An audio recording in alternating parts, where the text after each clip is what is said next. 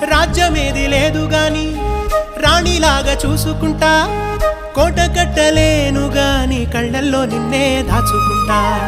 రాత ఎట్లా రాసి ఉన్నా ఆ మార్చి నీతో రాసుకుంటా. స్వర్గమంటూ ఉన్నదంటే అది నీతోనే ప్రతిరోజు పంచుకుంటా. నిన్ను గన్న మీ నాన్న కన్నా లారు ముద్దుగా సాదుకుంటా. నీకు కోపం వస్తే కొంత దూరం ఉంటా, నువ్వు గీత గీస్తే నేను దాటనంట. కంట నీరు కంటి రెప్ప దాటకుండా కాటుకై కావలుంటా.